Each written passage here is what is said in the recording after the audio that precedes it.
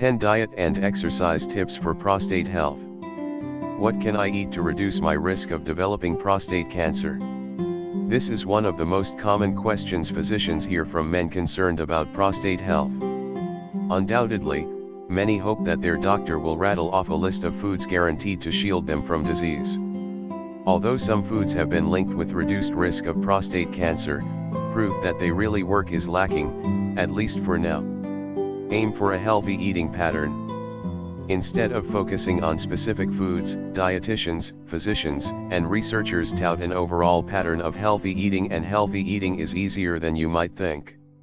In a nutshell, here's what experts recommend. 1. Eat at least 5 servings of fruits and vegetables every day. Go for those with deep, bright color. 2. Choose whole grain bread instead of white bread, and choose whole grain pasta and cereals.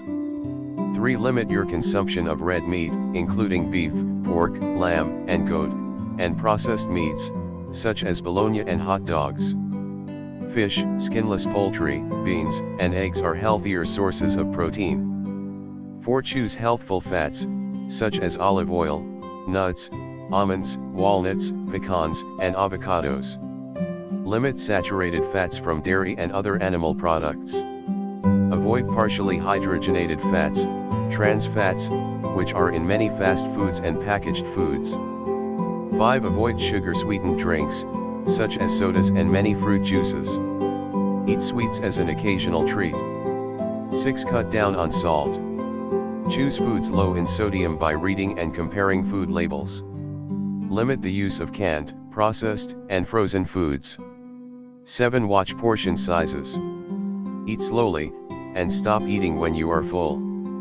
Stay active. In addition to eating a healthy diet, you should stay active. Regular exercise pares down your risk of developing some deadly problems, including heart disease, stroke, and certain types of cancer. And although relatively few studies have directly assessed the impact of exercise on prostate health, those that have been done have concluded, for the most part, that exercise is beneficial. For example, one based on questionnaires completed by more than 30,000 men in the Health Professionals Follow-up Study, researchers found an inverse relationship between physical activity and BPH symptoms. Simply put, men who were more physically active were less likely to suffer from BPH. Even low to moderate intensity physical activity, such as walking regularly at a moderate pace, yielded benefits. 2. Using data from the Health Professionals Follow-up Study, researchers also examined the relationship between erectile dysfunction, ED, and exercise. They found that men who ran for an hour and a half or did 3 hours of rigorous outdoor work per week were 20% less likely to develop ED than those who didn't exercise at all. More physical activity conferred a greater benefit.